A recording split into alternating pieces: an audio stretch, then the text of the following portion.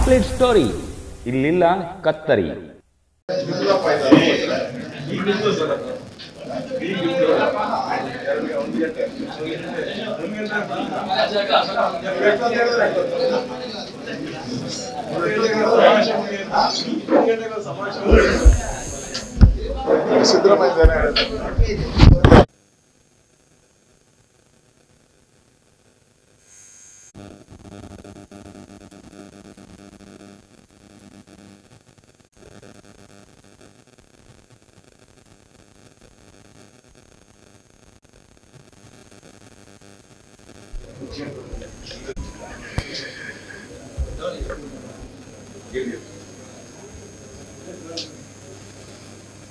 ಶುರು ಮಾಡಬಹುದಾ? ಈ ಒಂದು ಪತ್ರಿಕಾ ಸಂದರ್ಶನದಲ್ಲಿ ನಮ್ಮ ವಿರೋಧ ಪಕ್ಷದ ವಿಧಾನ ಪರಿಷತ್ತಲ್ಲಿ ನಾಯಕರಾದಂಥ ಸನ್ಮಾನ್ಯ ಛಲವಾದಿ ನಾರಾಯಣ ಸ್ವಾಮಿಯವರು, ನಮ್ಮ ನಾಯಕರಾದಂಥ ಪ್ರಮುಖವಾಗಿ ಇವತ್ತು ರಾಜ್ಯದಲ್ಲಿ ಸುದ್ದಿಯಾಗಿರುವಂಥದ್ದು ಕಾಂಗ್ರೆಸ್ ಸರ್ಕಾರ ಬಂದು 14 ತಿಂಗಳಾಗಿದೆ. ಜನಕ್ಕೆ ಭರವಸೆ ಇತ್ತು, ಏನೋ ಇವರು ಫ್ರೀ ಕೊಡ್ತಾರೆ ಅಂತ ಹೇಳಿ ಜನ ಇವರಿಗೆ ಮತ ಕೊಟ್ಟರು. ಆದರೆ ಕಾಂಗ್ರೆಸ್ ಸರ್ಕಾರ ಬಂದ ಮೇಲೆ ಅವರು ಫ್ರೀಯಾಗಿ ದುಡ್ಡು ಹೊಡೆಯುವಂಥದ್ದಕ್ಕೆ ಸ್ಕೀಮ್ಗಳನ್ನು ಹಾಕ್ಬಿಟ್ರು. ಸಿದ್ದರಾಮಯ್ಯನವರು ಮೊನ್ನೆ ಬಹಳ ದುಃಖದಿಂದ ಪತ್ರಿಕಾ ಸಂದರ್ಶನದಲ್ಲಿ ಹೇಳಿದ್ದಾರೆ, ನಾನು ಕ್ಲೀನ್ ಅಂತ.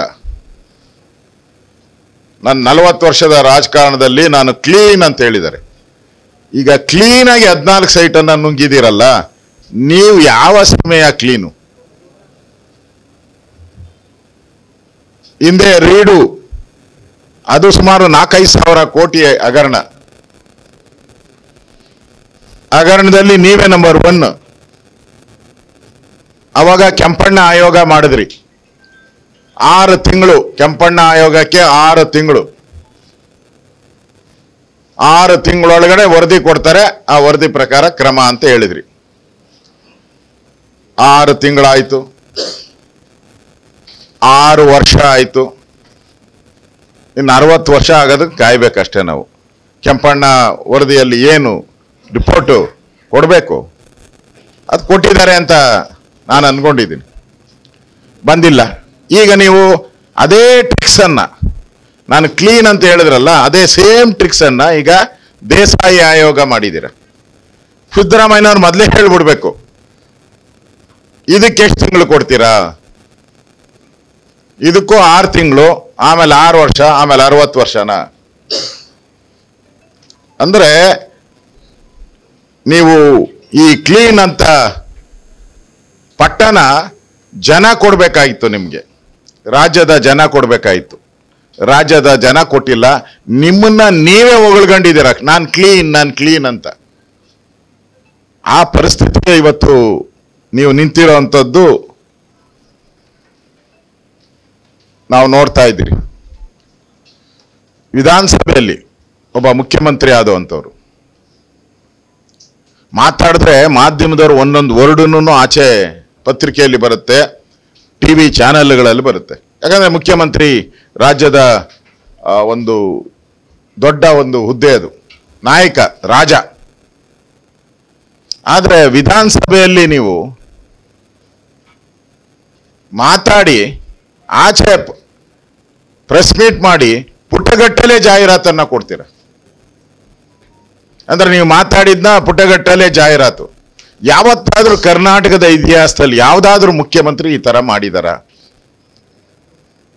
ವಿಧಾನಸಭೆಗೆ ಒಂದು ಸ್ಯಾಂಟಿಟಿ ಇದೆ, ಒಂದು ಗೌರವ ಇದೆ ವಿಧಾನಸಭೆಗೆ. ಅಲ್ಲಿ ಏನ್ ಮಾಡ್ತಾರೆ ಅದನ್ನ ಪತ್ರಕರ್ತರು ರಿಪೋರ್ಟ್ ಮಾಡ್ತಾರೆ. ಅದನ್ನು ನೀವು ಆ ವೈಲೇಷನ್ ಮಾಡಿ. ಹಾಗಾದ್ರೆ ದುಡ್ಡಿದ್ದವ್ರು ಇನ್ಮೇಲೆ ಯಾರೋ MLA ದುಡ್ಡು ಇರ್ತೈತೆ, ಅವನ ಹತ್ರ ಒಂದು 5,000 ಕೋಟಿ ಇರ್ತೈತೆ ಅಂತ ಇಟ್ಕೊಳ್ಳಿ. ಅವನು ವಿಧಾನಸಭೆಯಲ್ಲಿ 2 ನಿಮಿಷ ಮಾತಾಡ್ಬಿಟ್ಟು ಆಚೆ 2 ಪುಟ ಅವನು ಹಾಕಿಸ್ತಾರೆ. ಅಲ್ಲಿಗೆ ಯಾರೋ ಒಬ್ಬ ಬಡವ ಗೆದ್ದು ಬಂದಿರ್ತಾನಲ್ಲ MLA, ಅವನ ಕಥೆ ಏನು? ಅಂದ್ರೆ ದುಡ್ಡಿನಿಂದ ನಿಮ್ಮ ಅಳತೆಗೋಲ ಹಾಕುವಂಥದ್ದು ಎಷ್ಟು ಸರಿ ಅಂತ ಅನ್ಸುತ್ತೆ ನಮಗೆ. ಇವತ್ತು ನಾನು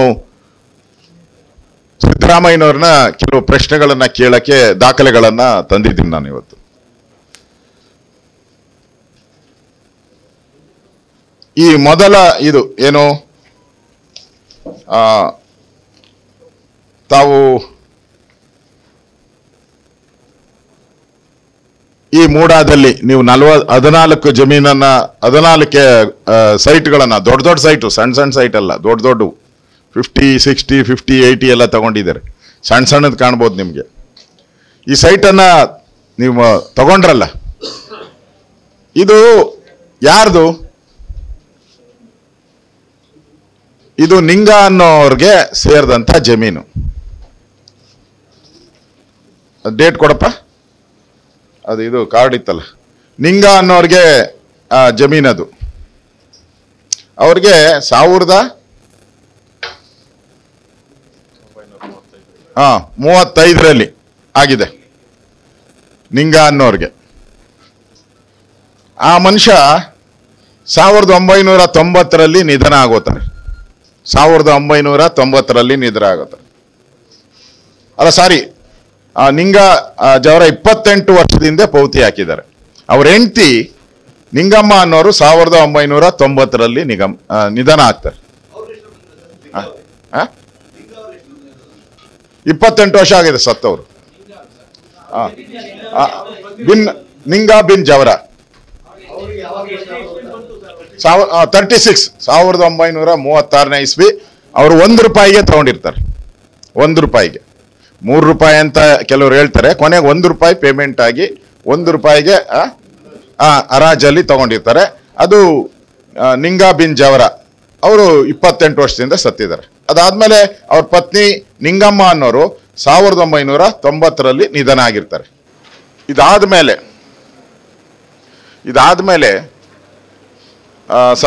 ದೇವರಾಜು ಅವ್ರಿಗೆ ದೇವರಾಜು ಅಂತ ಮತ್ತೆ ಅವಾರ್ಡ್ ಕೊಡ್ತಾರೆ. ಇದಕ್ಕೆ ಅವಾರ್ಡ್ ಕೊಟ್ಬಿಟ್ಟು ಯಾವತ್ತು ಅಂತ ಹೇಳಿದ್ರೆ 464 3 ಎಕರೆ 16 ಗುಂಟೆ ಜಮೀನು ₹3,24,700 ಇವರಿಗೆ ಅವಾರ್ಡ್ ಕೊಡ್ತಾರೆ. 30/3/1998 ಅವಾರ್ಡ್. ಆ ಅವಾರ್ಡ್ ನೋಟಿಸ್ಗೆ ಮಲ್ಲಯ್ಯ ಅನ್ನೋರು ಸೈನ್ ಹಾಕ್ತಾರೆ. ಅದಕ್ಕೆ ಯಾರು? ಈ ಹಕ್ಕುದಾರರು. ನಮ್ಗೆ ಗೊತ್ತೇ ಇಲ್ಲ ಅಂತಾರಲ್ಲ, ಅವಾರ್ಡ್ ಮಾಡಿರೋದಕ್ಕೆ ಒಪ್ಕೊಂಡು ಸೈನ್ ಹಾಕ್ತಾರೆ. ಮಲ್ಲಯ್ಯ ಅನ್ನೋರು ಸ್ವೀಕಾರ ಮಾಡಿರ್ತಾರೆ. ಅದಾದ್ಮೇಲೆ 18/5/1998 ಈ ಸರ್ವೆ ನಂಬರು ಭೂ ಸ್ವಾಧೀನ ಪ್ರಕ್ರಿಯೆಯಿಂದ ಕೈ ಬಿಡುತ್ತಾರೆ. ಡಿನೋಟಿಫಿಕೇಶನ್ 1998. ನಿಮಗೆ ಗೊತ್ತಿದೆ ಯಾವುದು? ಡಿನೋಟಿಫಿಕೇಶನ್ ಆಗ್ತದೆ. ಇದು ಅದು ಅವಾರ್ಡ್ ಕೊಟ್ಟಿರೋದು. ಇದು ಇದು ಡಿನೋಟಿಫಿಕೇಶನ್ ಗೆಜೆಟ್ ಆಗುತ್ತೆ.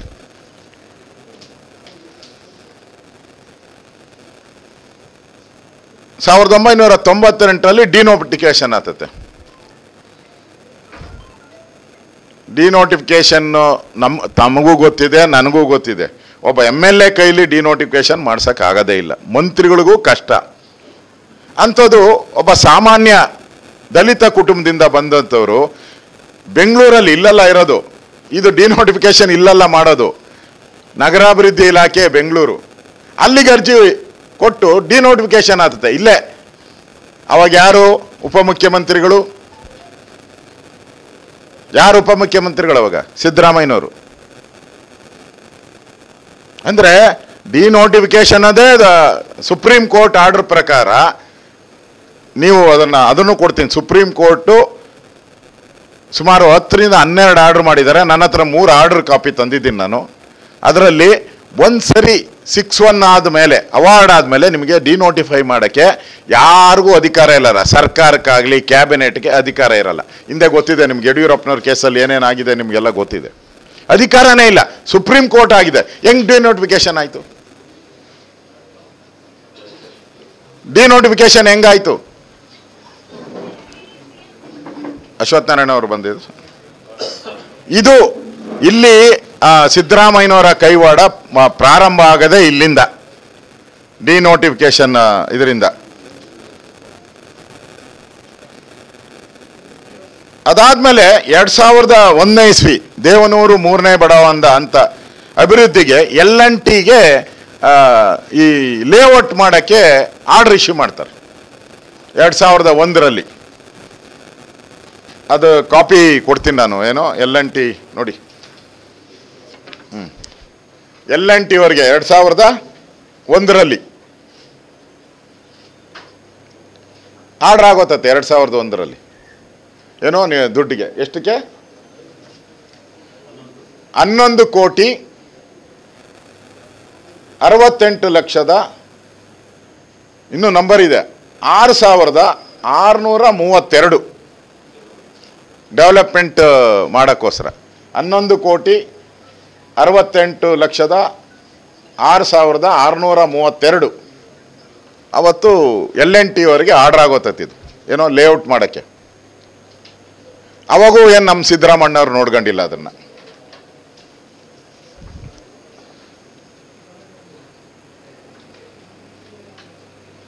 ಅದಾದ್ಮೇಲೆ ದೇವರಾಜು ಹೆಸರಿಗೆ ಕಾನೂನು ಬಾಹಿರವಾಗಿ ಅವರು ಖಾತೆ ಮಾಡಿಸ್ಕೊತಾರೆ. ಯಾಕೆಂದ್ರೆ 27 ಜನ ಅದಕ್ಕೆ ಹಕ್ಕುದಾರರು ಇರೋದು. ಅವ್ರಿಗೆಲ್ಲ ಕಾನೂನು ಲೀಗಲಿ ರೈಟ್ಸ್ ಬರ್ತದೆ. ನಿಮಗೂ ಗೊತ್ತಿದೆ, ತಂದೆ ಸತ್ತ ಮೇಲೆ ಅದನ್ನ ಯಾರು ಮಕ್ಕಳಿರ್ತಾರೆ ಹೆಣ್ಣು ಮಕ್ಕಳು. ನಾನು ರೆವಿನ್ಯೂ ಮಿನಿಸ್ಟರ್ ಆಗಿದ್ದೆ, ನಾನು ಆಗ ರೆವಿನ್ಯೂ ಮಿನಿಸ್ಟರ್ ಆಗಿದ್ದೆ, ಮೊದಲಿಂದ ಇದ್ದಂತು. ತಂದೆ ತಾಯಿ ಸತ್ತ ಮೇಲೆ ಎಲ್ಲರ ಹೆಸರುಗಳಿಗೂ ಮೆನ್ಷನ್ ಮಾಡಬೇಕು ಅಂತ, ಹೆಣ್ಣು ಮಕ್ಕಳಿದ್ರೆ ಹೆಣ್ಣು ಮಕ್ಕಳದು ಆಗಬೇಕು ಅಂತಾನೆ ಆಗಿದೆ. ಹಿಂದೆ ವೀರಪ್ಪ ಮೊಯ್ಲಿ ಅವರಿದ್ದಾಗೆ ಅದು ಆದೇಶನೂ ಕೂಡ ಆಗಿದೆ. ಅಂದರೆ ಎಲ್ಲರ ಹೆಸರು ಬರಬೇಕು. ಇಲ್ಲಿ ಕಾನೂನು ಬಾಹಿರವಾಗಿ ಮಾಡಿದ್ದಾರೆ.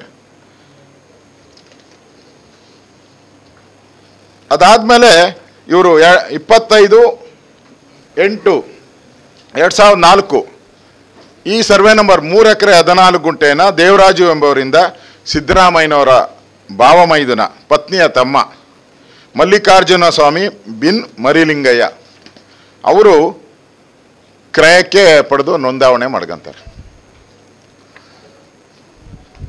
ಅದನ್ನು ಕ್ರಯಕ್ಕೆ ಪಡೀತಾರೆ ಅಕ್ರಮವಾಗಿ. ಅದು ತಪ್ಪುದು. ಇಲ್ಲಿ ರಿಜಿಸ್ಟ್ರೇಷನ್ ಪತ್ರ ಇದೆ ನೋಡಿ, ಇದು ಅವ್ರು ಕ್ರಯ ಮಾಡಿರೋ ರಿಜಿಸ್ಟ್ರೇಷನ್ ಪತ್ರ. ಓದಬೇಕೇನ? ಬೇಡ ಬೇಡ. ಸ್ಥಿರ ಸ್ವತ್ತಿನ ಶುದ್ಧ ಕ್ರಯ ಪತ್ರ, ದಿನಾಂಕ 25/8/2004. ಹಾಂ, ಇದು ಅವರ ಹೆಸರಿಗೆ ರಿಜಿಸ್ಟರ್ ಆಗಿರುವಂಥ ಪತ್ರ ಇದು. ಇದು ಅದಾದಮೇಲೆ ದಿನಾಂಕ 15/7/2000ರಲ್ಲಿ ಆ ಜಮೀನು ವ್ಯವಸಾಯದ ಪ್ರದೇಶದಿಂದ ಕನ್ವರ್ಷನ್ ಆಗ್ತದೆ, ಭೂ ಪರಿವರ್ತನೆ. ಹಾಂ ಹಾಂ ಎಲ್ಲ 2005, 15/7/2005. ಹಾಂ, ಅದು ಚೇಂಜ್ ಆಫ್ ಲ್ಯಾಂಡ್ ಯೂಸ್ ಆಗ್ತೈತೆ.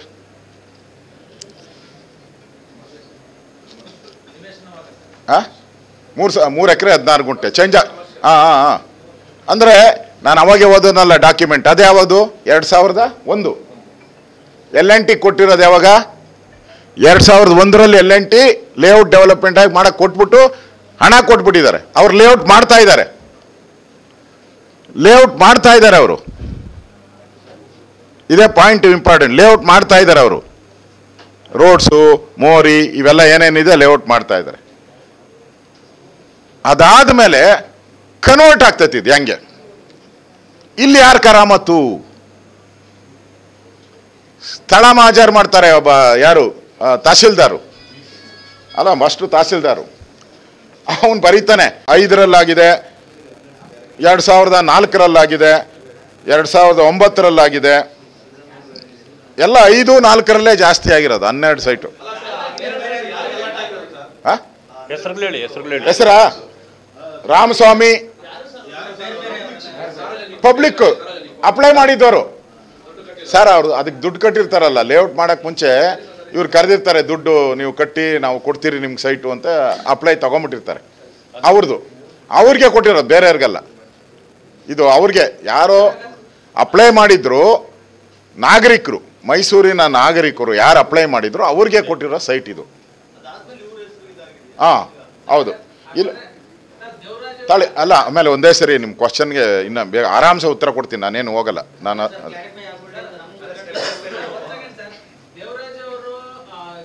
ಕನ್ವರ್ಷನ್ ಮಾಡಕ್ಕೆ ಮುಂಚೆ. ಹೌದು. ಇಲ್ಲಿ ನಾನೆಲ್ಲ ಡೇಟ್ಗಳನ್ನೆಲ್ಲ ಹೇಳ್ತೀನಿ, ನೀವು ಹಾಂ.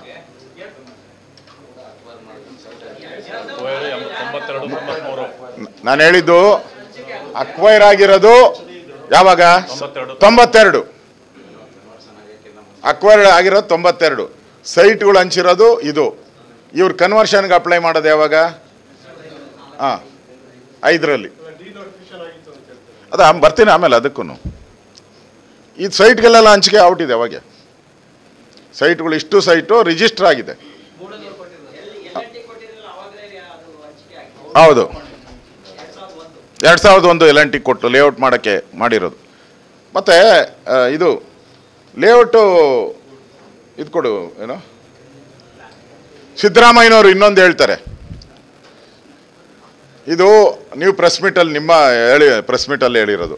ಇದು ಒಂದು ಕಾರ್ನರ್ ಬಂದಿತ್ತು, ಏನು ನಮ್ಮ ಲ್ಯಾಂಡ್ ಯಾಕೆ ಬಿಟ್ಟರು ಅಂತ ಹೇಳಿದ್ರೆ ಅವ್ರ ರೀಸನ್ನು. ಈ ಲ್ಯಾಂಡ್ ಯಾಕೆ ಬಿಟ್ಟರು ಅಂದರೆ ಇದೊಂದು ಬಾರ್ಡ್ರಲ್ಲಿ ಬಂದಿತ್ತು, ಮೂಲೆಯಲ್ಲಿ, ಅದರಿಂದ ಇದು ಬೇಕಾಗಿಲ್ಲ ಅಂತ ಬಿಟ್ಟಿದ್ದಾರೆ ಅಂತ ಹೇಳ್ತಾರೆ. ನೋಡಿ ಸ್ವಾಮಿ, ಇದು ಲೇಔಟ್ ಅಪ್ರೂವ್ಡ್ ಪ್ಲಾನ್. ನೀವೇ ಹೇಳಿ, ಕಾರ್ನರಾಗಿ ಬರ್ತತಾ ಸೆಂಟ್ರಾಗಿ ಬರ್ತದೆ? ಗ್ರೀನ್ ಹಾಕಿರೋದು ಅವ್ರದ್ದೇ.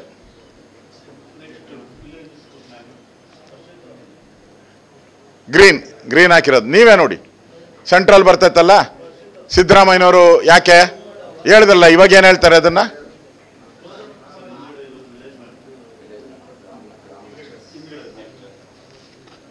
ಅದಾದ್ಮೇಲೆ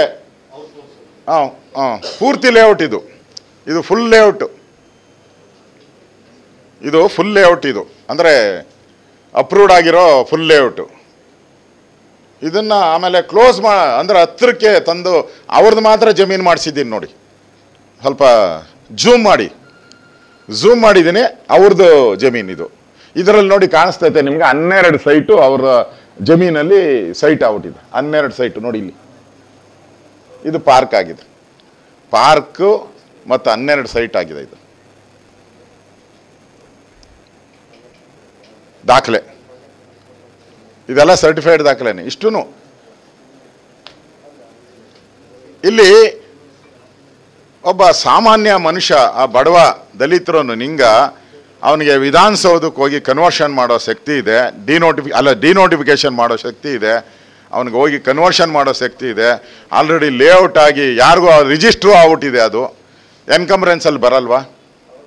ಸಬ್ ರಿಜಿಸ್ಟ್ರ್ ಆಫೀಸಲ್ಲಿ ಎನ್ಕಂಬ್ರೆನ್ಸಲ್ಲಿ ಬರಬೇಕಲ್ಲಪ್ಪ. ಇವೆಲ್ಲ ಸೈಟ್ ಆಗಿದೆ ಅಂತ ರಿಜಿಸ್ಟರ್ ಆದಮೇಲೆ ಬರಬೇಕಲ್ಲ. ನೀವೊಬ್ಬರು ಉಪಮುಖ್ಯಮಂತ್ರಿಗಳಾಗಿ, ಮುಖ್ಯಮಂತ್ರಿಗಳಾಗಿ, 4 ಬಾರಿ ಮೈಸೂರಿನ ಡಿಸ್ಟ್ರಿಕ್ಟ್ ಮಿನಿಸ್ಟರ್ ಆಗಿ, ನಿಮಗೆ ಇಷ್ಟು ಸಣ್ಣ ದಾಖಲೆಗಳು, ಸಾಮಾನ್ಯ ಜನನೂ ಈ ದಾಖಲೆ ತಗೊಂಡ್ಬಿಡ್ತಾರೆ ಯಾರನ್ನ. ನಿಮಗೆ ಅದು ಗೊತ್ತಾಗದೇ ಇಲ್ಲ ಇಲ್ಲಿ ಅಂದರೆ. ಅದಾದಮೇಲೆ 2010ರಲ್ಲಿ 6/8/2010 ಸಿದ್ದರಾಮಯ್ಯನವರ ಪತ್ನಿ ಶ್ರೀಮತಿ ಪಾರ್ವತಿ ಅವರಿಗೆ ಅವರ ಅಣ್ಣ ಮಲ್ಲಿಕಾರ್ಜುನ ಸ್ವಾಮಿ 3 ಎಕರೆ 16 ಕುಂಟೆಗೆ ಅರ್ಶಿನ ಕುಂಕುಮ ಕೊಡ್ತಾರೆ. ಎಷ್ಟು ಎಕರೆ? 3 ಎಕರೆ 16 ಕುಂಟೆನ ಅರ್ಶಿನ ಕುಂಕುಮಕ್ಕೆ. ಅರ್ಶಿನಾಗೊಂದು ಕುಂಕುಮಕ್ಕೊಂದು. ಅರ್ಶಿನಕ್ಕೆ ಕುಂಕುಮಕ್ಕೆ ಕೊಟ್ಬಿಡ್ತಾರೆ. ಅಂದರೆ ಸಿದ್ದರಾಮಯ್ಯನವ್ರ ಕಾಣದ ಕೈ ಹೆಂಗೆ ಆಟ ಆಡುತ್ತೆ ಅಂತ. ಅಂದರೆ ಪ್ಲಾನ್ ಹಿಡಿದು ಇದು ಯಾವುದೋ, ನಾನು ಸುಮ್ಮನೆ ಅದಕ್ಕೆ ಕೋಟ್ ಮಾಡ್ತೀನಿ, ಅದನ್ನು ಇದಕ್ಕೂ ಸಂಬಂಧ ಪಡಬೇಡಿ. ಸಡನ್ನಾಗಿ ಯಾರೋ ಕೊಲೆ ಮಾಡೋದು ಬೇರೆ, ಏನೋ ನಾನು ಗಲಾಟೆ ಆಗೋಯ್ತು, ಏನೋ ಕಪ್ಪಾಳು ಕೊಡೋದ್ಬಿಟ್ಟೆ, ಹಂಗಲ್ಲ. ಇದು ಪ್ಲಾನ್ಡ್ ಮರ್ಡರ್ ಇದು ಥರ ಅಂತ. ಹಂಗೆ ಇದು ಪ್ಲಾನ್ಡ್ ಆಗಿ ಹಂತವಾಗಿ ಮಾಡ್ಕೊಂಬಂದಿದ್ದಾರೆ. ಇದನ್ನು ನೀಟಾಗಿ ಅದನ್ನು ಕೊಡ್ತಾರೆ, ಗಿಫ್ಟ್ ರೂಪದಲ್ಲಿ ಹಸ್ತಾಂತರ ಮಾಡ್ತಾರೆ. 10/2010. ಅದಾದಮೇಲೆ 23/6/2014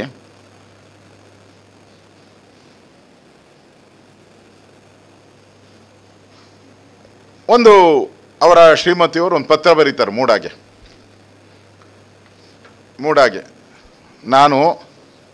ನನಗೆ ಹಿಂಗೆ ಅರ್ಶಿನ ಕುಂಕುಮ ಕೊಟ್ಟಿದ್ದಾರೆ, ನೀವು ಇದನ್ನು ಆಲ್ರೆಡಿ ಲೇಔಟ್ ಮಾಡಿಬಿಟ್ಟಿದ್ದೀರಾ, ನನಗೆ ಬದಲಿ ಜಮೀನನ್ನು ಕೊಡಿ ಅಂತೇಳಿ ಅರ್ಜಿ ಬರೀತಾರೆ ಅವರೇ, ಅವ್ರದ್ದೇ ಅರ್ಜಿ ಇದು.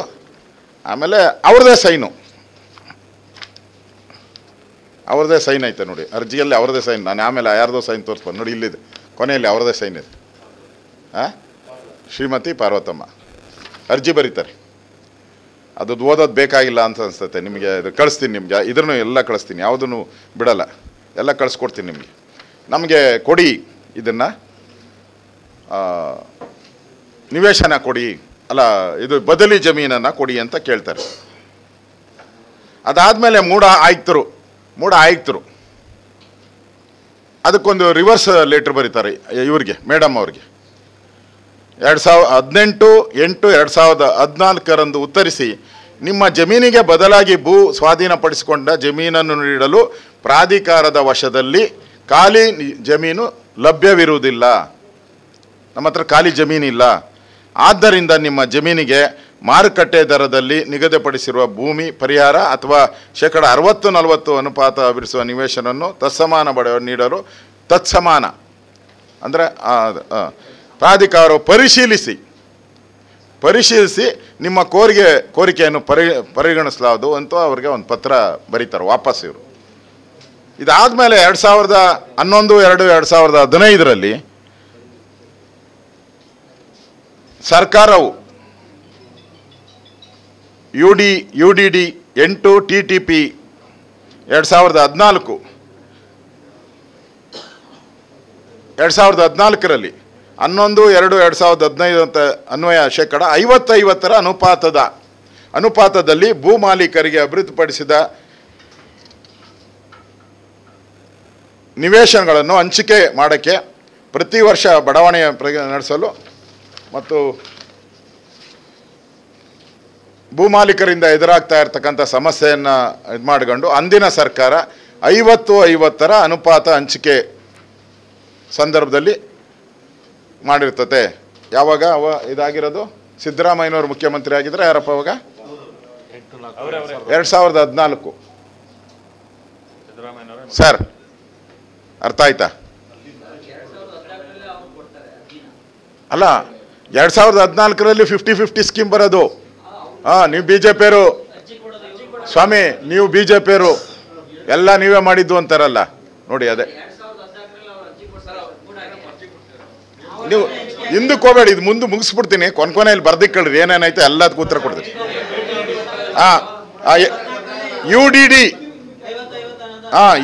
UDD ಅದು ನಂಬರ್ ಹೇಳ್ತೀನಿ. UDD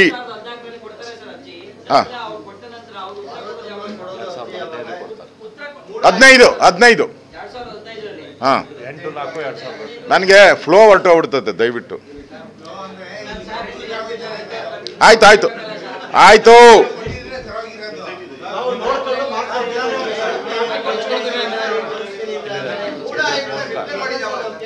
ಕೊಡ್ತೀನಿ ಒಬ್ಬೊಬ್ರು. ಒಂದೇ ನಿಮಿಷ ಕೂತ್.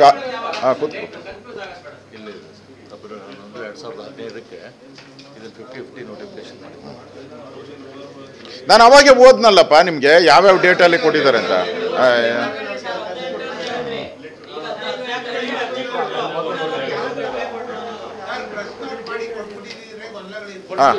ಇವಾಗ ಕೊಡ್ತೀನಿ.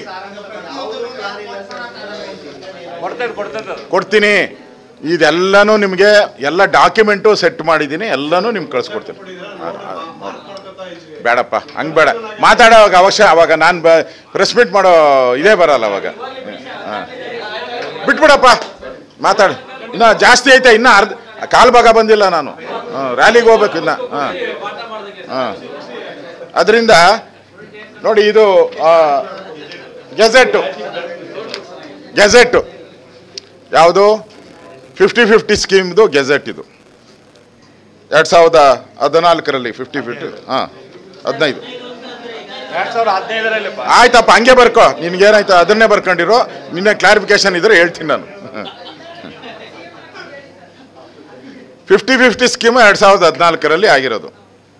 ಮತ್ತೆ 2017ರಲ್ಲಿ ಇದು ಚರ್ಚೆಗೆ ಬರ್ತದೆ ಮೂಡಾದಲ್ಲಿ. ಮೂಡಾದಲ್ಲಿ ಚರ್ಚೆಗೆ ಬಂದು ಇದಕ್ಕೆ ಬದಲಿ ನಿವೇಶನ ಕೊಡಬೇಕು ಅಂತೇಳಿ 50-50 ಸ್ಕೀಮಲ್ಲಿ 2020ರಲ್ಲಿ ನಿರ್ಣಯ ಮಾಡ್ತಾರೆ. 2023ರಲ್ಲಿ ಸರ್ಕಾರದ ಕಾರ್ಯದರ್ಶಿ ನಗರಾಭಿವೃದ್ಧಿ ಇಲಾಖೆ ಆದೇಶ ಅವರು ಬರೀತಾರೆ,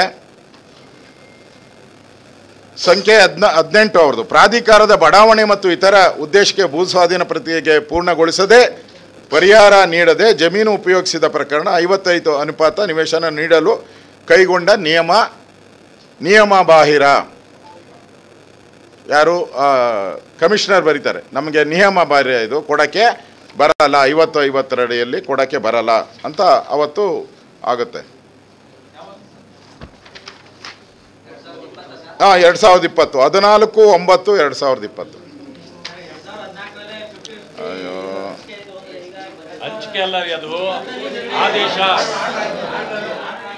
ಮಾಡೋಕ್ಕೋಸ್ಕರ ಆಗಿರೋವಂಥ ಆದೇಶನ ಓದ್ತಾ ಇರೋದು ನಾನೀಗ. ಪರಿಹಾರ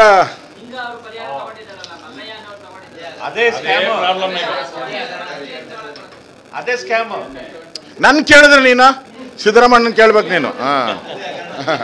ಅದೇ ಕಾರಣ. ಈಗ ನೀವು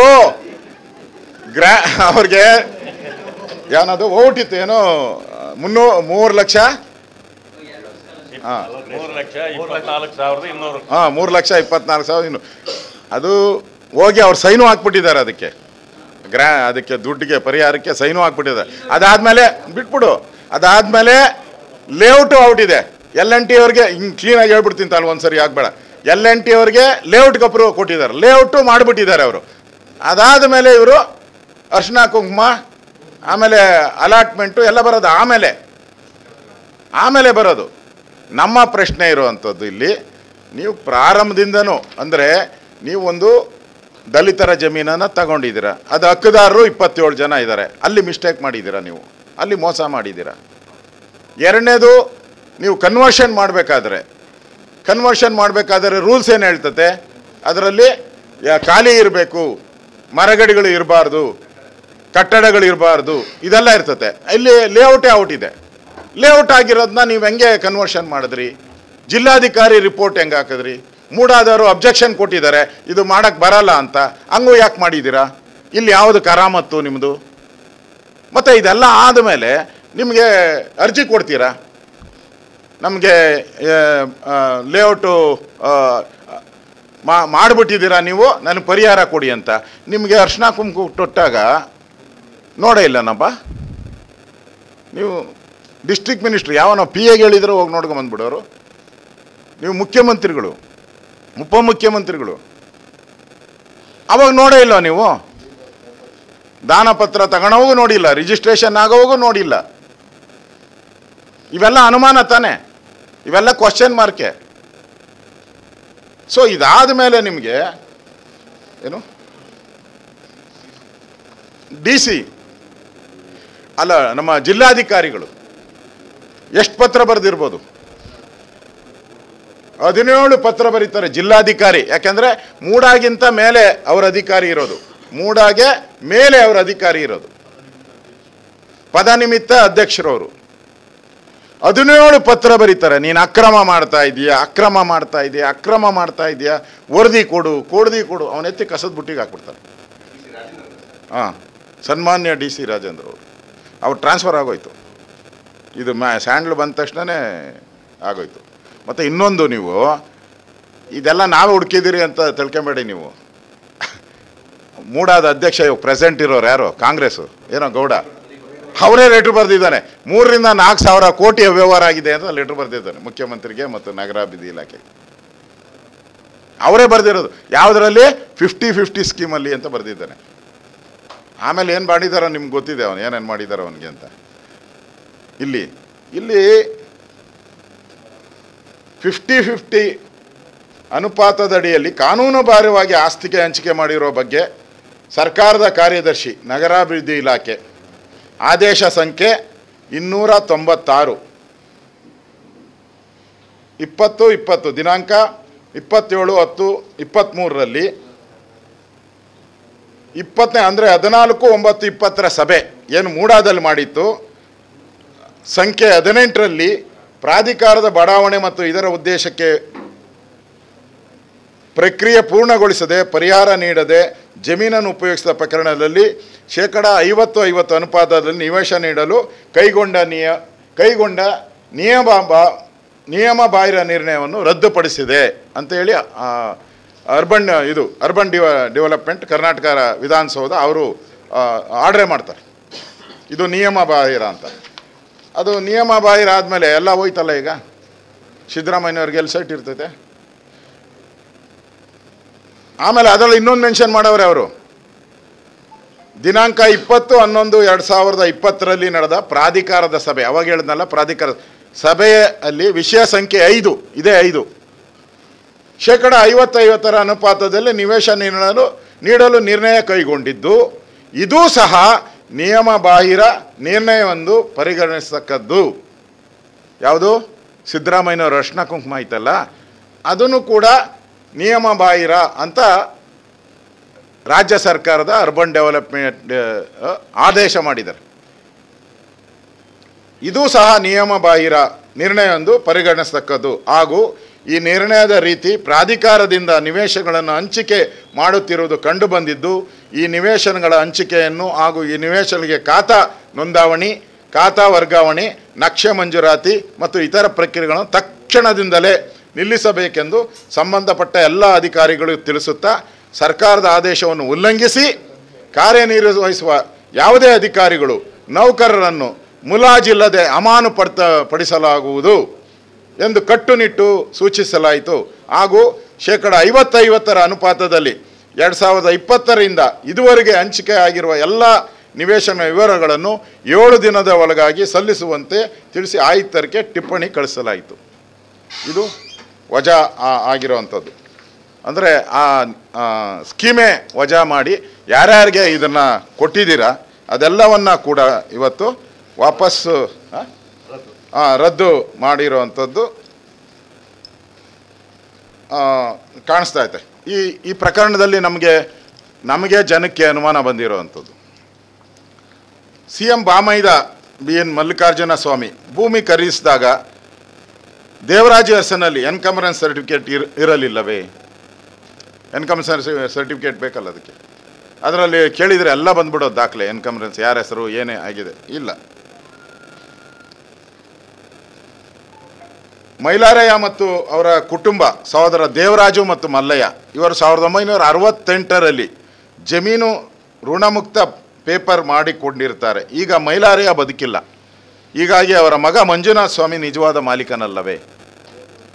ಇವರಿಬ್ಬರಿಗೂ ಆಸ್ತಿ ಶೇರ್ ಇದೆ ಅಂದಮೇಲೆ ಅವ್ರು ಸತ್ತೋಗಿದ್ದಾರೆ ಒಬ್ಬರು, ಇವರ ಅಣ್ಣ.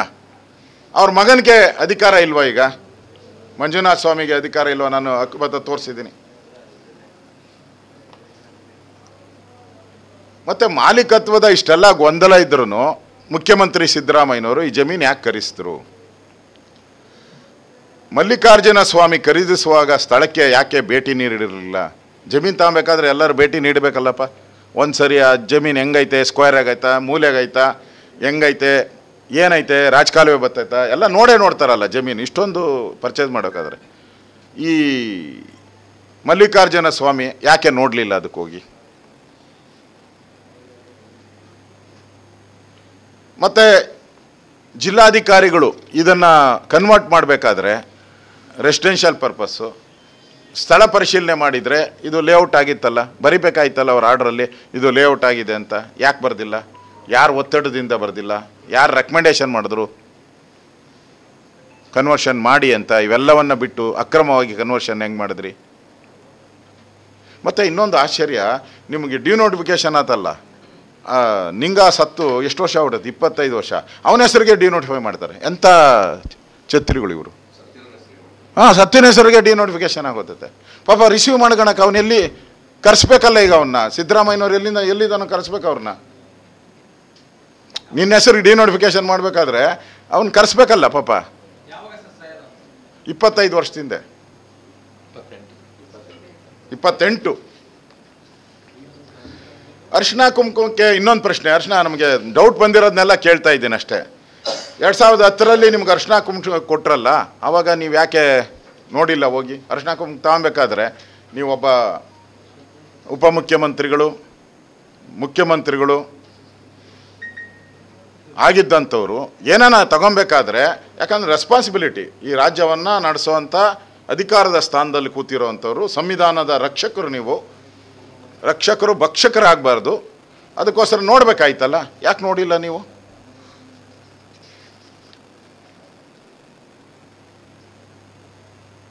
ಕಾನೂನು ಏನು ಹೇಳ್ತೈತೆ? ಇದುವರೆಗೂ ಎಲ್ಲ ಅಕ್ವಿಜೇಷನ್ ದೇಶದಲ್ಲಿ ಎಲ್ಲನೂ ಹೇಳ್ತಾ ಇರೋದು, ನಮ್ಮದೊಂದೇ ಕರ್ನಾಟಕ ತಗೊಂಬೇಡಿ, ದೇಶದಲ್ಲಿರೋ ಎಲ್ಲ ಅಕ್ವಿಜೇಷನ್ನಲ್ಲೂ ಕೂಡ ನಿಮಗೆ ಅಕ್ವೈರ್ ಆದಮೇಲೆ ನಿಮ್ಮ ಅಕ್ವೈರ್ ಆಗಿರುವಂಥ ಯಾವ ಜಮೀನಿದೆ ಅಲ್ಲೇ ಸೈಟ್ ಕೊಡಬೇಕು. ಅಲ್ಲೇ ಸೈಟ್ ಕೊಡಬೇಕು, ನಿಮ್ಮ ಜಮೀನಲ್ಲೇ ಕೊಡಬೇಕು, ಫಸ್ಟ್ ಪ್ರಯಾರಿಟಿ. ಆಗಿಲ್ಲ ಅಂದರೆ ಆ ಲೇಔಟ್ ಒಳಗಡೆನೇ ಕೊಡಬೇಕು, ಆ ಲೇಔಟಲ್ಲೇ ಕೊಡಬೇಕು. ಈಗ ಮಂಡ್ಯ ಅಂತ ಇಟ್ಕೊಳ್ಳಿ, ಮಂಡ್ಯ ಟೌನ್ ಅಂತ ಅಲ್ಲ, ಮೈಸೂರಾಗಿ ಬೆಂಗಳೂರು ಅಂತ ಇಟ್ಕೊಳ್ಳಿ. ಬೆಂಗಳೂರಲ್ಲಿ ನಾ ಹೇಳಕ್ಕೆ ಈಸಿ, ಬೆಂಗಳೂರಲ್ಲಿ ಯಲಹಂಕದಲ್ಲಿ ಅಕ್ವೈರ್ ಆಗ್ಬಿಡ್ತೈತೆ. MG ರೋಡಲ್ಲಿ ನೀವು ಸೈಟ್ ಕೇಳಿದ್ರೆ ಹೆಂಗಪ್ಪ? ಅಕ್ವೈರ್ ಆಗಿರೋ ಜಮೀನು ನಿಮ್ದು ಯಲಹಂಕ, ಮಾಗಡಿ ರೋಡು, ತುಮಕೂರು ರೋಡಲ್ಲಿ ನಿಮ್ದು ಅಕ್ವೈರ್ ಆಯ್ತು. ನೀವು MG ರೋಡಲ್ಲಿ ಸೈಟ್ ತಗೊಂಡ್ರೆ ಹೆಂಗೆ? ಯಾವ ಕಾನೂನು ಹೇಳ್ತೈತೆ ನಿಮಗೆ? ಯಾವ ಕಾನೂನಲ್ಲಿ ನಿಮಗೆ ಈ ಥರ ಕೊಡಬೇಕಾದ್ರೆ ಇಲ್ಲಿ ಯಾರು ಒತ್ತಡ ಹಾಕಿದವ್ರು? ಯಾರು ನಿನ್ನ ಮೇಲೆ? ಯಾರಪ್ಪ ಅದು ಒತ್ತಡ ಹಾಕಿದವ್ರು ಯಾರು? ಓಕೆ, ಅಲ್ಲಿ ಸೈಟ್ ಇಲ್ಲ ಅಂದಾಗ ನೀವು ಕೊಡಬೇಕು. ಎಲ್ಲಿ? ಸಮಾನಾಂತರ ಬಡಾವಣೆಯಲ್ಲಿ ನಮಗೆ ಸೈಟ್ ಇಲ್ಲ, ಅದಕ್ಕೋಸ್ಕರ ನನಗೆ ವಿಧಿ ಇಲ್ಲ, ಕೈ ಕಟ್ಟಾಕ್ಬಿಡ್ತು, ಅವ್ರಿಗೆ ಕೊಡಲೇಬೇಕು, ಅದರಿಂದ ನಾನು MG ರೋಡಲ್ಲಿ ಕೊಟ್ಟೆ ಅಂತ ಹೇಳ್ಬೋದು. ನಾನು RTIನಲ್ಲಿ ಹಾಕಿ ತಗೊಂಡಿದ್ದೀನಿ, 526 ಸೈಟುಗಳು ಖಾಲಿ ಇದೆ ಈಗಲೂ. ಅಲ್ಲೇ ಅಲ್ಲೇ ಅಲ್ಲೇ ಇದೆ, ಅಲ್ಲೇ ಇದೆ. ಬೇಡ, ಸುಮ್ಮನೆ ನಿಮ್ಮ ಮಾಹಿತಿಗೋಸ್ಕರ ಹೇಳ್ತೀನಿ. ಈ ಮೂಡಾದವರು ಎಷ್ಟು ಸಿದ್ದರಾಮಯ್ಯ ಹೇಳೋಣ, ಇದೊಂದು ದೊಡ್ಡ ಏನು ಮೂಡ ಅಂದರೆ ಕಳ್ಳರ ಕಾಕರ ಮೂಡ ಔಟಿದೆ ಅಂತ ಮೊನ್ನೆ ಸಿದ್ದರಾಮಯ್ಯನವರು ಸ್ಟೇಟ್ಮೆಂಟ್ ಕೊಟ್ಟಿದ್ದಾರೆ. ನೀವು ಅವ್ರ ಸಮಾಂತರ ಜಮೀನು ಕೇಳಿದ್ರಲ್ಲ, ದಾಖಲೆ ಕೊಡಪ್ಪ. ಪಕ್ಕನೇ ಐತೆ ಸಿದ್ದರಾಮಯ್ಯನವ್ರ ಜಮೀನು, ಪಕ್ಕನೇ ಅಕ್ವೈರ್ ಆಗಿದೆ.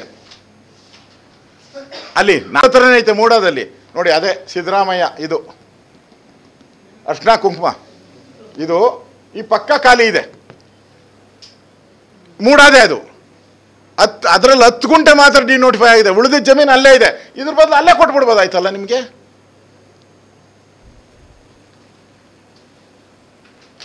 ಅಂದರೆ ಹೆಂಗೆ ಅಂದರೆ ಸೈಟ್ಗಳು ಖಾಲಿ ಇದೆ, 526 ಸೈಟ್ ಖಾಲಿ ಇದೆ, ಜಮೀನು ಇದೆ ಪಕ್ಕದಲ್ಲೇ, ಇದ್ರ ಪಕ್ಕದಲ್ಲೇ ಅಕ್ವೈರ್ ಆಗಿದೆ. ಅದನ್ನು ಡಿನೋಟಿಫೈ ಅಂತ ತಿಳ್ಕೊಂಬಿಟ್ಟೆ ಅವರು ಮೂಡಾದವರು. ಅಷ್ಟು ಡಿನೋಟಿಫೈ ಆಗಿದೆ ಅಂತ ತಿಳ್ಕೊಂಡಿದ್ದಾರೆ. ಹಾಗೇ ಇಲ್ಲ, ಅದು ಮೂಡಾದೆ, ಅಲ್ಲೂ ಕೊಡ್ಬೋದಾಯ್ತಲ್ಲ, ಯಾಕೆ ಕೊಟ್ರಿ? ಮಾಗಡಿ ರೋಡ್ ಜಮೀನಿಗೆ MG ರೋಡಲ್ಲಿ ಯಾಕೆ ಕೊಟ್ರಿ ನೀವು? ಅಂದರೆ ಪ್ರತಿಯೊಂದು ಹಂತದಲ್ಲಿ ಭ್ರಷ್ಟಾಚಾರ ಅಂದರೆ ಸ್ವಜನ ಪಕ್ಷಪಾತ ಎದ್ದು ಕಾಣ್ತಾ ಇದೆ. ಮೊನ್ನೆ ಅಂದರೆ ರಾಜ್ಯದ ಗೌರವಾನ್ವಿತ ಮುಖ್ಯಮಂತ್ರಿಗಳು ಹೇಳಿದ್ರು, ಮಾಧ್ಯಮದವ್ರು ಏನೋ ಕ್ವಶನ್ ಕೇಳಿದ್ರು, ನಾನೇನು ಕೇಳಿದ್ದೇನೆ ಅಲ್ಲಿ ಕೊಡು ಅಂತ? ಇದೇ ಹೊರಡೆ ತಾನೇ ಕೇಳಿದವರು. ಏನು ನಾನು ಕೇಳಿದ್ನ ಅಲ್ಲಿ ಕೊಡು ಅಂತ? ಅರ್ಜಿ ಹಾಕಿದ್ರಿ, ನಾನು ಕೇಳಿದ್ನ ಕೊಡು ಅಂತ. ಕೊಟ್ಟರು, ನಾನು ಬರ್ಸ್ಕೊಂಡೆ. ಇದೇ ವರ್ಡೇ ಅವ್ರು ಹೇಳಿರೋದು, ನಾನೇನು ಅದನ್ನು ಉತ್ಪ್ರೇಕ್ಷೆ ಮಾಡಿಲ್ಲ. ವಾಯ್ಸು ಜಾಸ್ತಿ ಆಗಿರ್ಬೇಕಷ್ಟೆ. ನಾನು ಹೇಳ್ತೀನಿ, ಅದು ಯಾವುದು ಊರಪ್ಪ? ನಮ್ಮ ಬೆಂಗಳೂರಲ್ಲಿ ಐತಲ್ಲಪ್ಪ, ಸಂಪಿಗೆಹಳ್ಳಿನ? ಹಾಂ, ಬೆಂಗಳೂರಲ್ಲಿ ಸರ್ವೆ ನಂಬರ್ 17 ಅಂತ ಐತೆ. ಸಂಪಿಗೆಹಳ್ಳಿ ಬೆಂಗಳೂರಲ್ಲಿ ಸರ್ವೆ ನಂಬರ್ 17 ಅಂತ. ನಾಳೆ ಯಾವ ಸಿದ್ದಂ BDNವರು, ಸರ್ ಇದು ಸಂಪಿಗೆಹಳ್ಳಿ ಸರ್ವೆ ನಂಬರ್ 16 ಐತೆ, ಖಾಲಿ ಇದೆ, ಬರ್ಸ್ಕೊಂಬಿಡಿ ಅಂತ ಹೇಳಿದ್ರೆ ತಗೊಂತೀರಾ ನೀವು? ನಾನು ಕಾನೂನು ಓದಿರೋನು ಅಂತೀರ, ಲಾಯರ್ ಓದಿದ್ದೀನಿ ಅಂತೀರ, ಮತ್ತು ನಾನು ಕಾನೂನು ಪಾಠ ಮಾಡಿದ್ದೀನಿ ಸ್ಕೂಲಲ್ಲಿ 2 ವರ್ಷ, ಕಾಲೇಜುಗಳಲ್ಲಿ 2 ವರ್ಷ ಪಾಠ ಮಾಡಿದ್ದೀನಿ ಅಂತ. ನೀವು ಪಾಠ ಮಾಡಿರೋರು ಈಗ ಯಾವುದೋ ಸಂಪಿಗೆಹಳ್ಳಿಯಲ್ಲಿ ಸರ್ವೆ ನಂಬರ್ 16ರಲ್ಲಿ ಖಾಲಿ ಇದೆ ಅಂತ ಹೇಳಿದ್ರೆ ಯಾರನ್ನ ಬಂದು ಹೇಳ್ತಾನೆ, ಬರ್ಸ್ಕೊಂಬಿಡ್ತೀರಾ ನೀವು? ನೋಡಲ್ವಾ? ಅದು ಯಾವುದು ಗೊತ್ತಾ? Vidhana Soudha. Sampigehalli survey number 16, survey number ಹಾಕಿದ್ರೆ ಸಂಪಿಗೆಹಳ್ಳಿ ಅಂತ ಬರ್ತೈತೆ ಅದು. ಗೊತ್ತಾ? ಕೇಳ, ಅವ್ನು ಕೊಟ್ಟ, ನೀನು ತಗೊಂಡೆ ಅಂದರೆ ನೀನು ಈ ರಾಜ್ಯದ ಮುಖ್ಯಮಂತ್ರಿ, ಕಸ್ಟೋಡಿಯನ್ ಆಫ್ ದ ಸ್ಟೇಟ್, ಸಂವಿಧಾನವನ್ನು ರಕ್ಷಕ. ನೀನು ಪ್ರಮಾಣ ಮಾಡಿದ್ಯಾ, ನನ್ನ ಸ್ವಜನ ಪಕ್ಷಪಾತ ಮಾಡುವುದಿಲ್ಲ, ಪ್ರಮಾಣ ಮಾಡಿಲ್ವಾ ನೀವು? ನಿಂತು ತಗೊಂಡಿದ್ದೀರಲ್ಲ ಎಲ್ಲರೂ, ಮುಖ್ಯಮಂತ್ರಿ ಆಗ ಸ್ವಜನ ಪಕ್ಷಪಾತ ಮಾಡುವುದಿಲ್ಲ, ರಾಗ ದ್ವೇಷ ಅವೆಲ್ಲ ಹೇಳಿದಿರಲ್ಲ. ಇಲ್ಲಿ ಬಿರಿ ರಾಗನೇ ಎಳಿತಾ ಇತ್ತಲ್ಲ.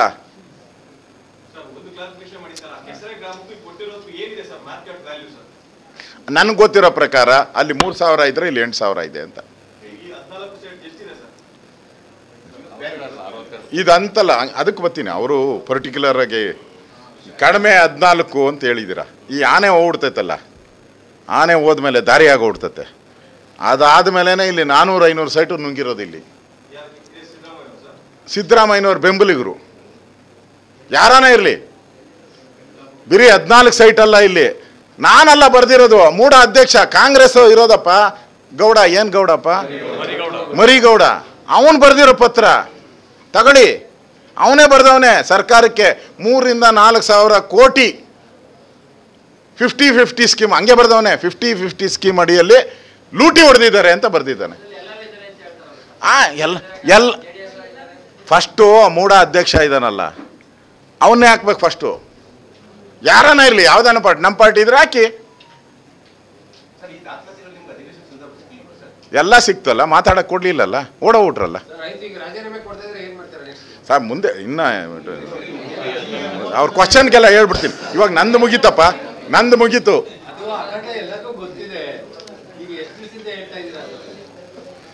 ಅದರಿಂದ ನಾನೇನು ಮಾಡ್ತಾ ಇಲ್ಲಪ್ಪ, ಅಲ್ಲಿ ಮಾತಾಡೋಕ್ಕೆ ಅವಕಾಶ ಕೊಟ್ಟಿಲ್ಲ, ಇಲ್ಲಿ ಹೇಳ್ತಾ ಇದ್ದೀನಿ ಅಷ್ಟೇ. ಅವ್ರು ಹೇಳಿಲ್ವಾ, ಸಿದ್ದರಾಮಯ್ಯ ಬಂದು ಆಚೆ ಕಡೆ ಹೇಳಿಲ್ವಾ, ಹಂಗೆ ನಾನು ಹೇಳ್ತಾ ಇದ್ದೀನಿ. ಅದರಿಂದ ಈಗ ನಮ್ಮ ಡಿಮ್ಯಾಂಡ್ ಏನಿದೆ, ಇವರು ಎಲೆಕ್ಷನ್ ಪಿಟಿಷನ್ನಲ್ಲೂ ಹಾಕಿಲ್ಲ, ಇವರು ಇದನ್ನೆಲ್ಲ ಎಲೆಕ್ಷನ್ ಪಿಟಿಷನ್ನಲ್ಲೂ ಹಾಕಿಲ್ಲ. ಇದರಿಂದ ಅವರೇ ಹೇಳಿದ್ದಾರೆ, ಮೂಡ ಗಬ್ಬೆದ್ದು ಹೋಗಿದೆ, ಇದನ್ನು ಸ್ವಚ್ಛಗೊಳಿಸುವೆ ಅಂತ ಹೇಳಿದ್ದಾರೆ. ಗಬ್ಬೆದ್ದು ಹೋಗಿರೋ ಮೂಡದಲ್ಲಿ ನೀವು ಹೆಂಗಪ್ಪ ಸೈಟ್ ತಗೊಂಡ್ರಿ? 14 ನಿಮ್ಮ ಬೆಂಬಲಿಗೆ 300-400 ಸೈಟ್ ಹೆಂಗೆ ತೊಗೊಂಡ್ರಿ? ಮತ್ತು 86,000 ಜನ ಪಬ್ಲಿಕ್ ಕಾಯ್ತಾ ಇದ್ದಾರೆ, ಸೈಟ್ ಕೊಡ್ತಾರೆ ಅಂತ. ಅವ್ರಿಗೆ ಸೈಟ್ ಇಲ್ಲ, ನಿಮಗೆ ಮಾತ್ರ ಸೈಟ್ ಹೆಂಗೆ ಸಡನ್ನಾಗಿ ಸಿಕ್ಕೋಗ್ತೈತೆ? ಅದರಿಂದ ಇದೆಲ್ಲನೂ ಕೂಡ ಒಂದು ದೊಡ್ಡ ಸ್ಕ್ಯಾಂಡಲ್ ಆಗಿದೆ. ಇದನ್ನು CBI ತನಿಖೆಗೆ ಕೊಡಬೇಕು. 14 ಸೈಟ್ಗಳನ್ನು ಗೌರವ ಇದ್ದರೆ ಮುಖ್ಯಮಂತ್ರಿಗೆ 14 ಸೈಟ್ಗಳನ್ನು ಇಮಿಡಿಯೇಟಾಗಿ ಸರೆಂಡರ್ ಮಾಡಬೇಕು. ಯಾವ 50-50 ಸ್ಕೀಮಲ್ಲಿ ಇವರು ದಾರಿ ಮಾಡಿಕೊಟ್ಟ ಮೇಲೆ ಸುಮಾರು 400-500 ಸೈಟು ಈ ಥರ ಕಬಳಿಕೆ ಆಗಿದೆ ಅಂತ ಗೊತ್ತಿದೆ. ಅಷ್ಟನ್ನು ಕೂಡ CBI ತನಿಖೆ ಮಾಡಿದ್ರೆ ಆಚೆ ಬರ್ತದೆ. ಅಷ್ಟನ್ನು ಕೂಡ ಮತ್ತೆ ವಾಪಸ್ ತಗೊಬೇಕು. ಮುಖ್ಯಮಂತ್ರಿಗಳು ನೈತಿಕ ಹೊಣೆ ಹೊತ್ತು ರಾಜೀನಾಮೆ ಕೊಟ್ಟು ತನಿಖೆಯನ್ನು ಎದುರಿಸಬೇಕು. ಆಗ ನಾವು ಕ್ಲೀನ್ ಅಂತ ಅವ್ರನ್ನ ಒಪ್ಕೊಳ್ಳೋಕ್ಕೆ ಸಾಧ್ಯ ಆಗ್ತೈತೆ. ಇದು ನಮ್ಮ ಆಗ್ರಹ. ಕೇಳಪ್ಪ, ಈಗ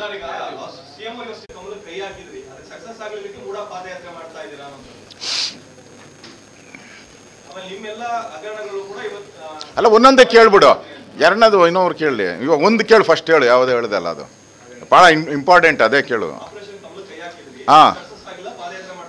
ಹೌದು, ಕರೆಕ್ಟಾಗಿ ಕೇಳಿದ್ದೀರಾ. ನನ್ನೇ ಕೇಳಿರೋದು ಒಳ್ಳೇದಾಯಿತು. ಈಗ ನಮ್ಮ ರೋಡ್ ಕ್ಲಿಯರೆನ್ಸ್ ಎಲ್ಲ ಯಾರು ಮಾಡಿಕೊಡ್ತಾ ಇದ್ದಾರೆ? ಉಪಮುಖ್ಯಮಂತ್ರಿಗಳು ತಾನೇ. ನಾವು ಹೋದ ಕಡೆ ಎಲ್ಲ ಮುಂಚೆ ಹೋಗಿ ಕ್ಲಿಯರ್ ಮಾಡಿಕೊಡ್ತಾವ್ರಲ್ಲ.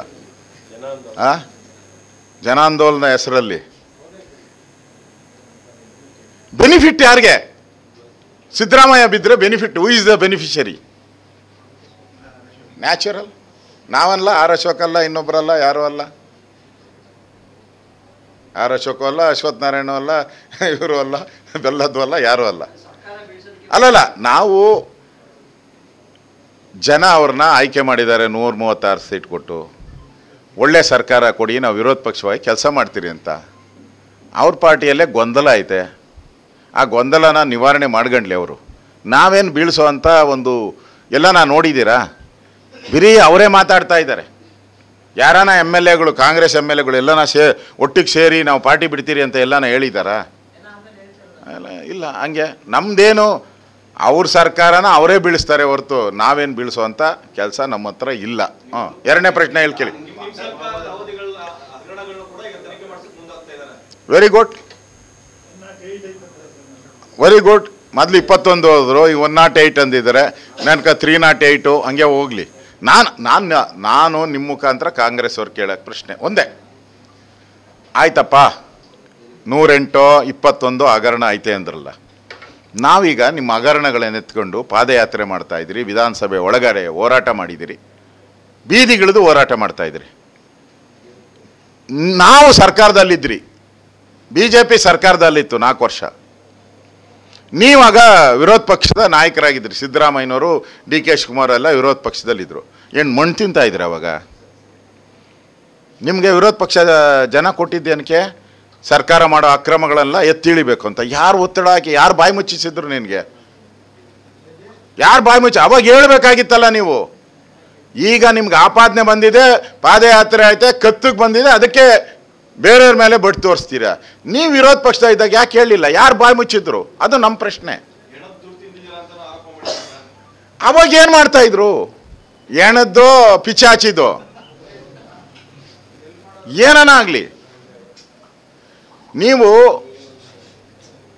ಅವಾಗ ಏನು ಮಾಡ್ತಾ ಇದ್ರಿ? PCM ಮಾಡಿ ನಮ್ಮೇಲೆ ಆಯೋಗ ನೇಮಕ ಮಾಡಿದ್ರಲ್ಲಪ್ಪ. 3 ತಿಂಗಳ ಒಳಗಾಗಿ ಇದೆಲ್ಲವನ್ನ ತನಿಖೆ ಮಾಡಿ ವರದಿ ಕೊಡುವುದು ಅಂತ ನ್ಯಾಯಾಂಗ ಆಯೋಗ ಮಾಡಿದ್ರಿ. 14 ತಿಂಗಳಾಯ್ತಲ್ಲಪ್ಪ, ಯಾಕೇನು ಬರಲಿಲ್ಲ? ಅಲ್ಲ, ತಾಳ ಒಂದೇ ಉತ್ತರ ಕೊಟ್ಬಿಡೋಕೆ ಆ ಥರ ಬೇಡ, ನಾನು ಇರ್ತೀನಿ ನಿಮ್ಮಿಂದನೇ. ನೀವೇ ಕೇಸಲ್ಲಿ ಸಿಕ್ಕಾಕೊಂಬಿಟ್ರಿ. ಇವಾಗ ನಮ್ಮ ಮೇಲೆ 40% ಅಂತ ಹಾಕಿ ನೀವು ಅಡ್ವರ್ಟೈಸ್ಮೆಂಟ್ ಕೊಟ್ಟಿದ್ರಲ್ಲ. ರಾಹುಲ್ ಗಾಂಧಿ ಬೇಲಲ್ಲಿದ್ದಾರೆ ನಮ್ಮ ಕೇಸಲ್ಲಿ. ಈ 40%ಅಲ್ಲಿ ರಾಹುಲ್ ಗಾಂಧಿ ಬೇಲಲ್ಲಿದ್ದಾರೆ, ಸಿದ್ದರಾಮಯ್ಯ ಬೇಲಲ್ಲಿದ್ದಾರೆ, DK ಶಿವಕುಮಾರ್ ಬೇಲಲ್ಲಿದ್ದಾರೆ. ಈಗ ಹೋಗಿ ಕೋರ್ಟಲ್ಲಿ ನಿಂತಿದ್ರು. ಸುಳ್ಳು ಆಪಾದನೆ ಅಂತ ಹೇಳ್ಬಿಟ್ಟು ನಾವು ಹಾಕಿದ್ದೀರಿ, ಬೇಲ್ ತಗೊಂಡಿದ್ದಾರೆ. ನಾಚಿಕೆ ಆಗ್ಬೇಡವಾ ನಿಮಗೆ ನಮ್ಮ ಮೇಲೆ ಆಪಾದನೆ ಮಾಡೋಕ್ಕೆ? 14 ತಿಂಗಳಾಗೈತಲ್ರಿ, ಇನ್ನು ಎಷ್ಟು ದಿನ ಬೇಕು ನಿಮಗೆ ತನಿಖೆ ಮಾಡೋಕ್ಕೆ? ನಿಮ್ಮದೇ ಸರ್ಕಾರ, ನಿಮ್ಮದೇ ಪೊಲೀಸು, ನಿಮ್ಮದೇ ಆಯೋಗ ಎಲ್ಲ ಮಾಡಿದ್ದೀರಲ್ಲ. ಯಾಕೆ ಮಾಡಿಲ್ಲ? ನೀವೇ ಬೇಲಲ್ಲಿದ್ದೀರಲ್ಲ ಈ ಕೇಸಲ್ಲಿ, ನಾವಲ್ಲ. ನೀವೇ ಬೇಲಲ್ಲಿದ್ದೀರಲ್ಲ. ಕೇಳಕ್ಕೇನು ನೈತಿಕ ಅಧಿಕಾರ ಇದೆ ಹೇಳಪ್ಪ? ಒಬ್ಬೊಬ್ರು ತಾಳಪ್ಪ ಕೇಳಿ ಆರಾಮಾಗಿ ನೀವೇ. ಅಲ್ಲ, ಅವರೇನೋ ವಾಲ್ಮೀಕಿ ಅಂದರು.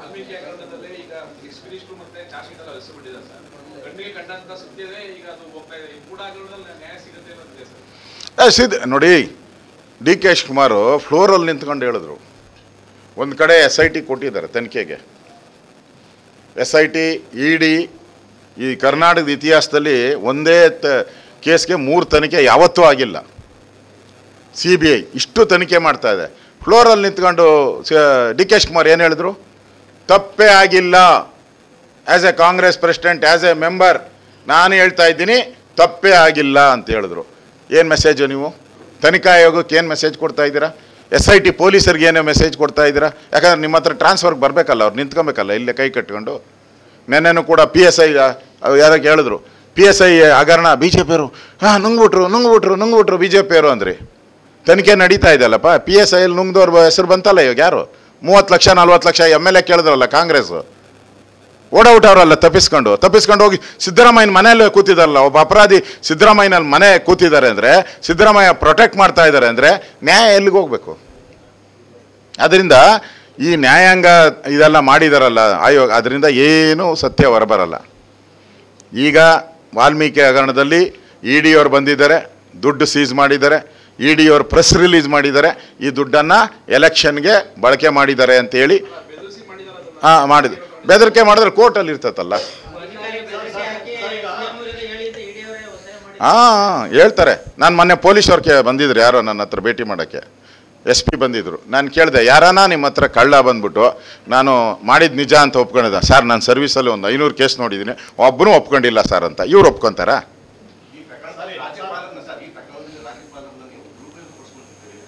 ಒಳ್ಳೆ ಕ್ವಶನ್ನೇ, ಒಳ್ಳೆ ಕ್ವಶನ್ ನೀವು ಕೇಳಿದ್ದು. ಯಡಿಯೂರಪ್ಪ ಯಾಕಪ್ಪ ಯಡಿಯೂರಪ್ಪ ಮುಖ್ಯಮಂತ್ರಿ ಆಗಿದ್ರಲ್ಲ, ಪ್ರೈವೇಟ್ ಕಂಪ್ಲೇಂಟ್, ಯಾರ್ದೋ ಪ್ರೈವೇಟ್ ಕಂಪ್ಲೇಂಟು ತನಿಖೆ ಆಗಿದ್ದಲ್ಲ, ಪ್ರೈವೇಟ್ ಕಂಪ್ಲೇಂಟ್ ಮೇಲೆ ನೀವು ಪ್ರಾಸಿಕ್ಯೂಷನ್ ಪರ್ಮಿಷನ್ ಕೊಟ್ಟಿದ್ರಲ್ಲ, ಅವಾಗಿದ್ದಿದ್ದು ಯಾವುದು? ಅಂಬೇಡ್ಕರ್ ಸಂವಿಧಾನ. ಇವಾಗಿರೋದು ಯಾವುದು? ರಾಜಭವನದಲ್ಲಿ ಅದೇ ಅಂಬೇಡ್ಕರ್ ಸಂವಿಧಾನ. ಅದು ಕರೆಕ್ಟ್ ಅಂದರೆ ಇದು ಕರೆಕ್ಟು. ಆವಾಗ ನಿಮಗೆ ಯಡಿಯೂರಪ್ಪ ಜೈಲಿಗೆ ಹೋದಾಗ ಎಲ್ಲ ಚಪ್ಪಾಳೆ ತಟ್ಟಿದ್ರಿ, ಇವಾಗ ಯಾಕೆ ಭಯ? ನಾನು ಕೇಳೋದು ಕಾಂಗ್ರೆಸ್ ಅವ್ರಿಗೆ, ನೋಟಿಸ್ಗೆ ಇಷ್ಟು ಗಡಗಡ ಗಡಗಡಗಡ ಅಂತ ನಡುಕ್ತಿರಲ್ಲ, ಇನ್ನೇನ ಕೊಟ್ಗಿಟ್ಬಿಟ್ರೆ ಏನು ಕತೆ ನಿಮ್ಮದು? ಯಡಿಯೂರಪ್ಪನವ್ರು ಜೈಲಿಗೆ ಹಾಕಿದಾಗ ಸಂತೋಷ ಬಿದ್ದರಲ್ಲಪ್ಪ, ಅವಾಗಿದ್ದಿದ್ದು ಕಾನೂನು ಅದೇ ತಾನೇ, ಕಾನೂನು ಏನಾನ ಬದಲಾವಣೆ ಆಗಿದೆಯಾ? ಸೇಮ್ ಕಾನೂನೇ. ಅವರೊಂದು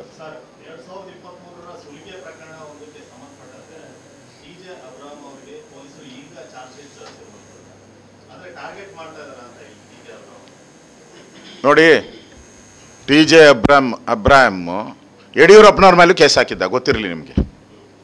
ಯಡಿಯೂರಪ್ಪನವ್ರ ಮೇಲೆ ಕೇಸ್ ಹಾಕಿದ್ದ. ಅವಾಗ ಏನಂದ್ರು ಕಾಂಗ್ರೆಸ್ ಅವರು?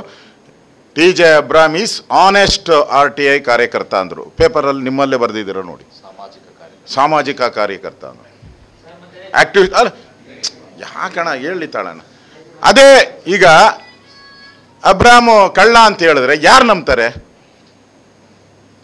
ಇವತ್ತು ಇರೋ CM ಮೇಲೆ ಹಾಕಿದ್ದಾನೆ, ಅವತ್ತು CM ಮೇಲೆ ಹಾಕಿದ್ದ, ಇವತ್ತು CM ಮೇಲೆ ಹಾಕಿದ್ದಾರೆ. ಅಲ್ಟಿಮೇಟಾಗಿ ಕೋರ್ಟ್ ತಾನಪ್ಪ ತೀರ್ಮಾನ ತೆಗೆದುಕೊಂಡು ನಾವೇನೇ ಮಾಡಿದ್ರು, ಬಲವಂತವಾಗಿ ಹೇಳಿಕೆ ಬರೆಸಿದ್ರು, ಅದ್ರ ಮೇಲೆ ಏನೇ ಮಾಡಿದ್ರು ಅಲ್ಟಿಮೇಟಾಗಿ ಕೋರ್ಟ್ ಇದೆ, ಕೋರ್ಟಲ್ಲಿ ತೀರ್ಮಾನ ಮಾಡ್ತಾರೆ. ಮಾಡಲಿ, ಅಬ್ರಾಹಂ ತಪ್ಪೋ ಸಿದ್ದರಾಮಯ್ಯ ತಪ್ಪೋ ತೀರ್ಮಾನ ಆಗಲಿ.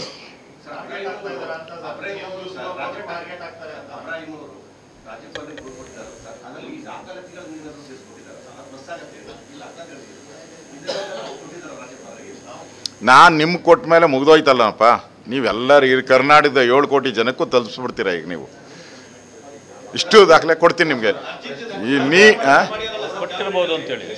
ಕೊಟ್ಟಿರ್ತಾರೆ ಮೋಸ್ಟ್ಲಿ.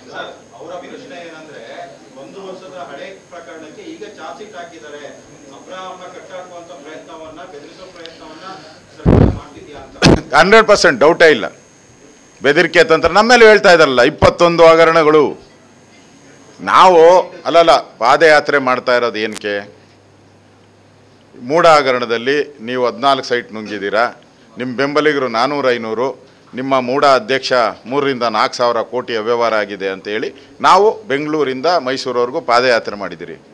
DK ಶಿವಕುಮಾರ್ ಅವರು ಏನು ಮಾಡ್ತಾ ಇದ್ದಾರೆ ಈ ಪಾದಯಾತ್ರೆನ? ನಿಂದ ಆಸ್ತಿ ಎಷ್ಟು, ನಂದು ಆಸ್ತಿ ಎಷ್ಟು, ನಿಮ್ಮಪ್ಪನ ಆಸ್ತಿ ಎಷ್ಟು, ನಮ್ಮಪ್ಪನ ಆಸ್ತಿ ಎಷ್ಟು, ನಮ್ಮ ತಾತಂದು ಎಷ್ಟು? ಇದಾ ಇಲ್ಲಿ ಪ್ರಶ್ನೆ? ಡೈವರ್ಟ್ ಮಾಡೋದು, ಅದನ್ನು ಹೇಳ್ತಾ ಇರೋದು. ಭಾಳ ಕ್ಲೆವರಾಗಿ DK ಶಿವಕುಮಾರ್ ಅವರು ಮಾಡ್ತಾ ಇರೋವಂಥದ್ದು, ಡೈವರ್ಟ್ ಮಾಡ್ತಾ ಇದ್ದಾರೆ. ನಮ್ಮದು ಹೋರಾಟ ಆಸ್ತಿ ಬಗ್ಗೆ ಅಲ್ಲ, ಇದು ಕಳೆದ 20 ವರ್ಷದ ಹಿಂದೆಯಿಂದನೂ ಇದೇ ಕೇಳ್ತಾ ಇದ್ದೀರಿ. ನಿನ್ನ ಆಸ್ತಿ ಎಷ್ಟು, ನನ್ನ, ಇನ್ನು 20 ವರ್ಷನೂ ಇದೇ ನಡೀತೈತೆ. ಇದು ಬೇಕಾಗಿಲ್ಲ. ಈಗ ಹೋರಾಟ ಮಾಡ್ತಾ ಇರೋದು ಮುಖ್ಯಮಂತ್ರಿ ಸಿದ್ದರಾಮಯ್ಯನವರ ರಾಜೀನಾಮೆ, 14 ಸೈಟು, ಅವ್ರ ಬೆಂಬಲಿಗರಿಗೆ ಕೊಟ್ಟಿರೋ ಸೈಟು, ಇಷ್ಟು ವಾಪಸ್ ಕರ್ನಾಟಕದ ರಾಜ್ಯದ ಜನತೆ ಯಾರು ಅಪ್ಲೈ ಮಾಡಿದ್ದಾರೆ ಅವ್ರಿಗೆ ಸಿಗಬೇಕು. ಇದು ನಮ್ಮ ಹೋರಾಟ. ಅದಕ್ಕೆ ಕ್ಲಾರಿಫಿಕೇಶನನ್ನು ಕೊಡ್ತಾ ಇದ್ದೀನಿ.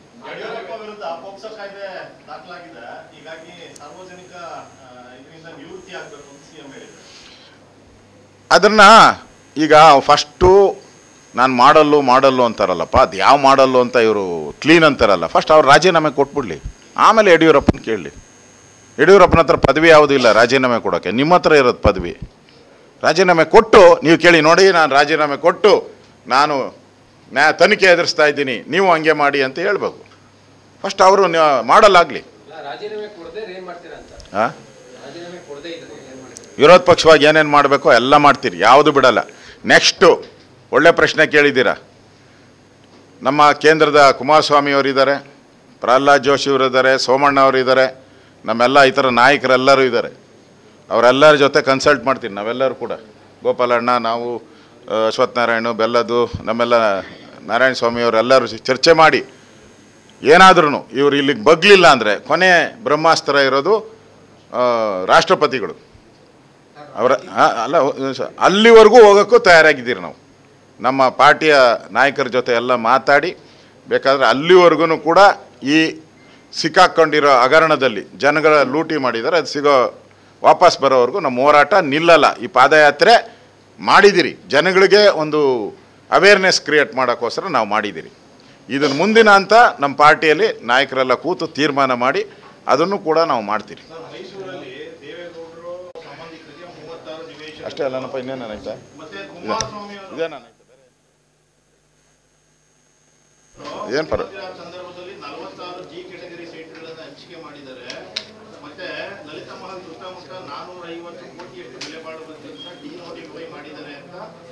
ಇನ್ಯಾವುದನ್ನು ಮರ್ತಿದ್ರು ನೋಡಿ.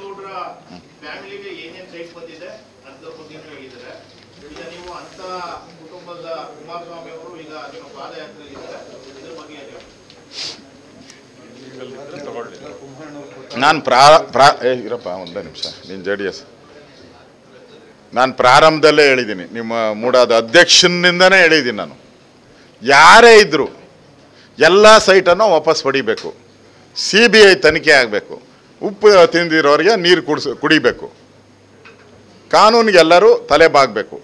ಅದು JDS ಇರ್ಬೋದು, BJP ಇರ್ಬೋದು, ಕಾಂಗ್ರೆಸ್ ಇರ್ಬೋದು, ಯಾರ್ದೇ ಇದ್ದರೂ ಮಾಡಿ. ನಾವೇ ಕೇಳ್ತಾ ಇದ್ದೀರಲ್ಲ CBI ತನಿಖೆ ಮಾಡಿ. ಅವ್ರು ಹೇಳ್ತಾ ಇದ್ದಾರೆ ಅವರ ಚಿಕ್ಕಪ್ಪನ ಬಾಮೈದನ ಹೆಂಡತಿಯ ತಮ್ಮ ಅಂತ.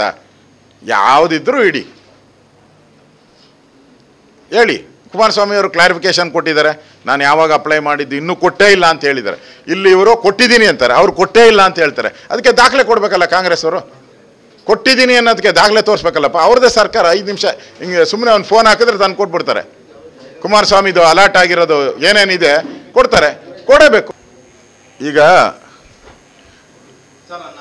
ಅಲ್ಲ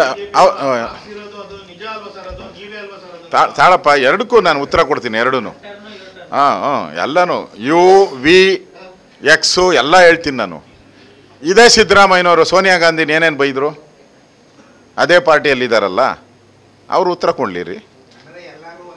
ಅಲ್ಲ ಉತ್ತರ ಕೊಡಲಿ, ಅಲ್ಲ ಉತ್ತರ ಕೊಡಲಿ. ಈಗ ಸಿದ್ದರಾಮಯ್ಯನವರು ಹೇಳಕ್ಕೆ ಮುಂಚೆ ಆಯಿತು,